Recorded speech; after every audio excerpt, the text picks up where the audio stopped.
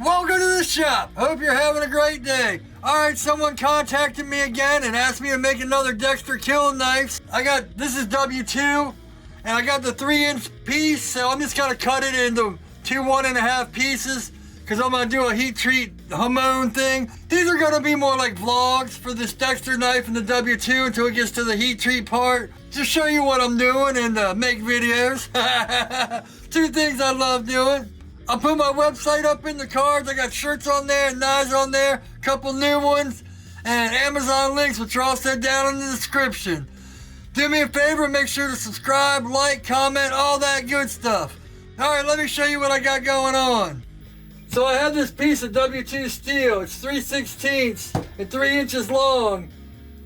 If you guys know me, and you know my obsession with Hamons, then I'm gonna try a few more things. I got some more parts, and I got a bunch of you guys in that last heat treating video that said I have to use Satanite and I have to make it precise and I have to do all these things. So I'm gonna try all that stuff. I'm gonna do brine and all that stuff. But we'll get on that. What this is I'm just cutting it in half, and then I have to design my knife out of that half because, just because I don't feel like wasting steel. And if the brine cracks the blade, then it'll be kind of like a little challenge. You know what the crazy part about this Dexter knife is? I always have to make two patterns because this is so big. You know, this is a regular piece of paper. I cut this part out for the handle and then cut this part out for here. Then I glue one side up, let it dry, and then I put the other side on. So let's get to the bandsaw.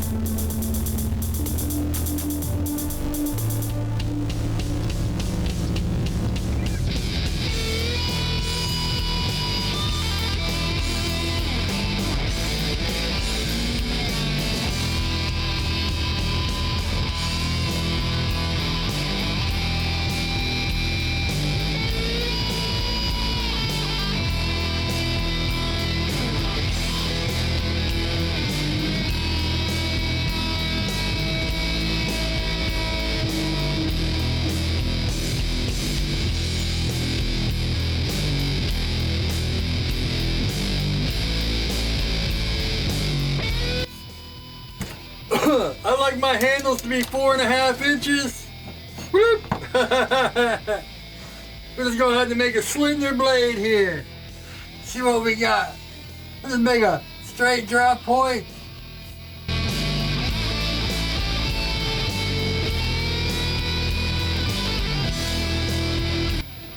It'll basically just be my same knife as I always make, just a little skinnier.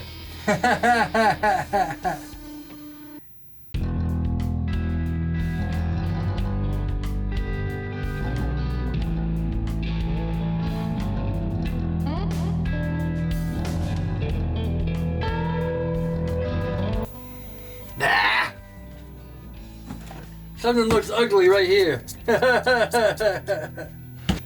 I'm ugly enough, don't need no damn ugly knife. Here I am talking about making them easy in case they crack, and I'm sitting here trying to figure out how to make them look awesome. Just in case they survive. Woo!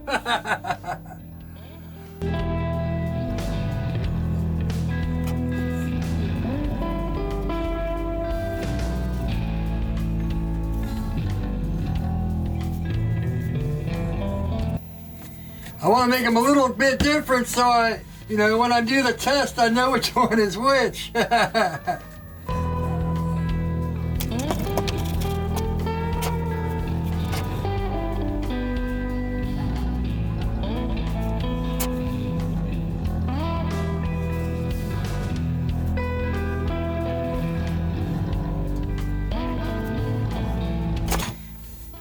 Same but different. Alright, back to the bandsaw.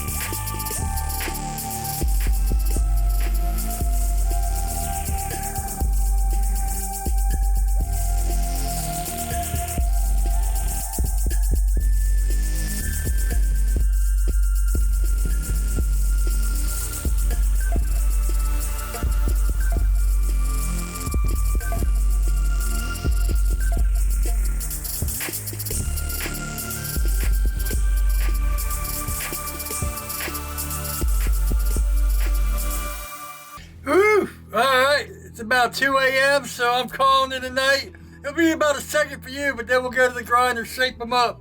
I think I'm gonna make these choils bigger, you know, bring them out this far, because that's kind of tight right there.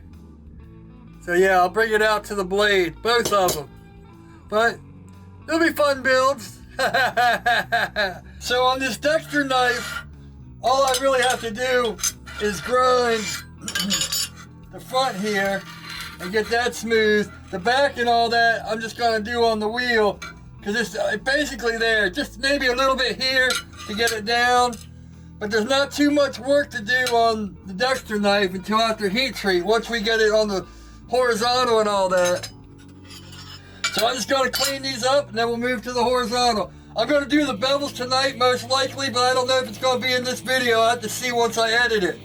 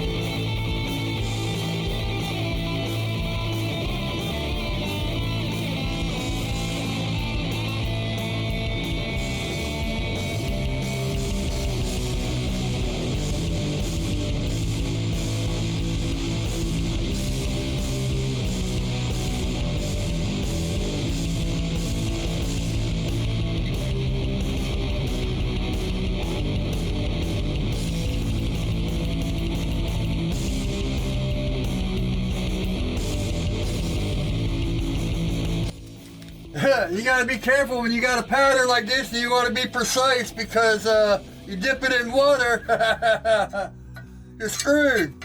But let's hit the wheel, let's get to the horizontal and get everything cleaned up. If I remember, this is too small for the 6-inch wheel. Let's see. Yeah. So we'll do these, put the small wheel on, and then finish all in here and all that, and then see what bevels look like, and see how much time we have.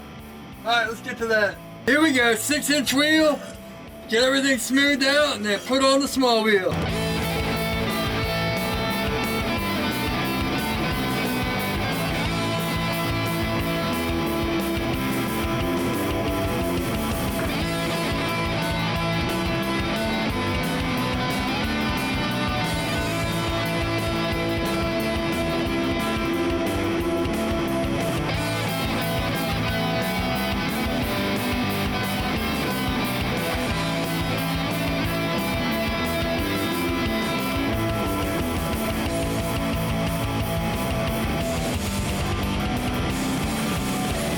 Alright, small wheel. I went to push on this and slipped right in the belt. Woo! I hope I don't get demonetized for a little bit of blood.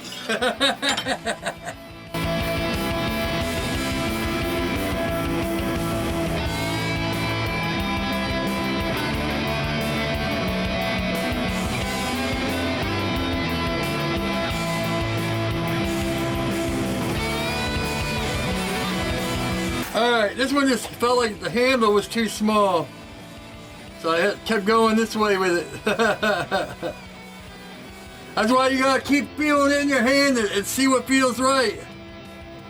Big or small wheel, and then I guess I'm not doing the bevels on here. We'll see, but I gotta do the jimping and all that. I forgot about that part.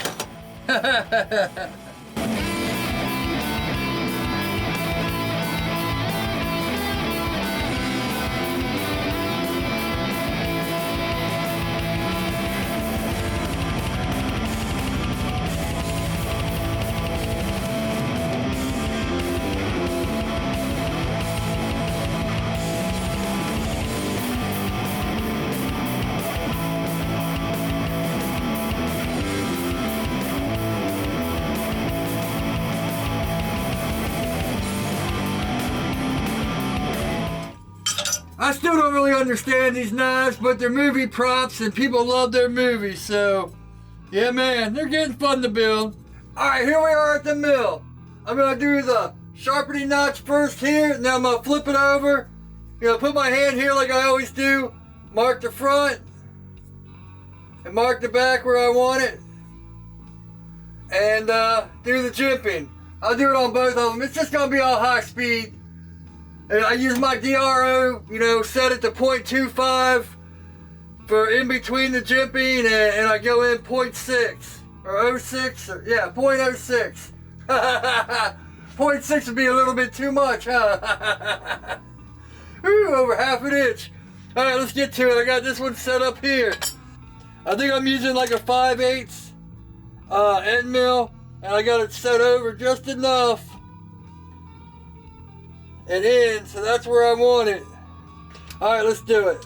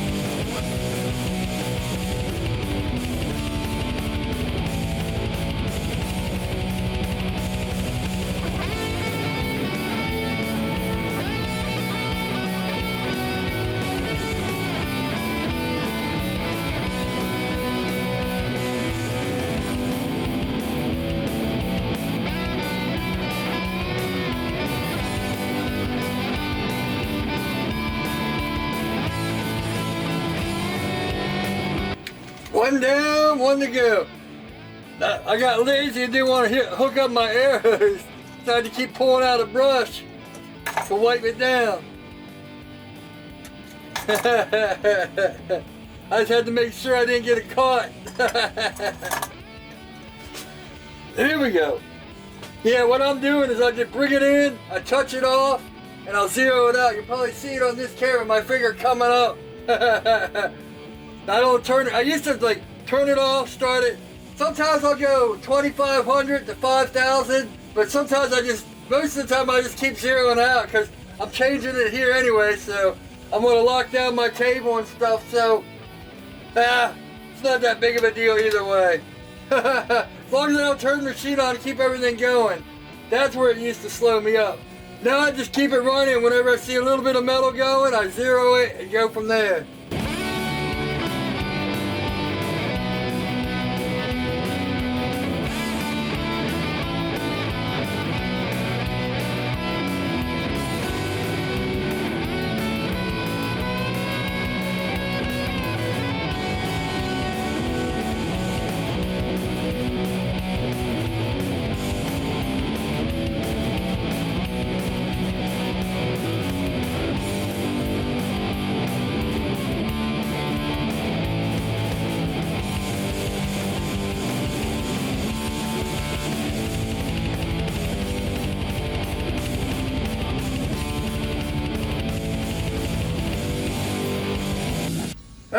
there we go.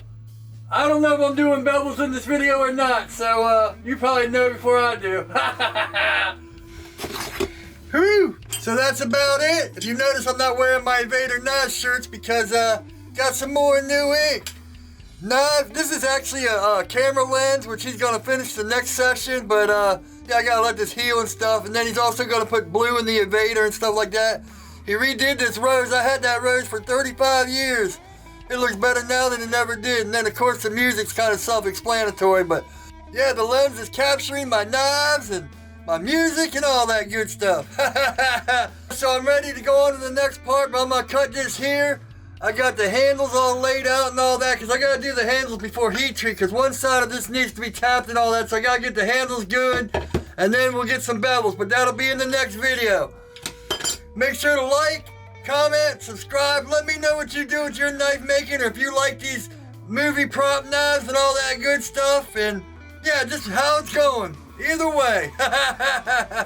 Alright, like, subscribe, hit the bell. Remember, I'll put my website link up in the cards. It's the first down in the description. I got knives on there, shirts on there, not shirts like this, but Invader Knives shirts, all that good stuff. Amazon links, which are also down in the description. Let's see, I'll put Knife Making 101 right here. I'll put Grinding Every Bevel right here. Subscribe is right here, and my website's right here. Hope everyone has a great day, and as always, take it easy.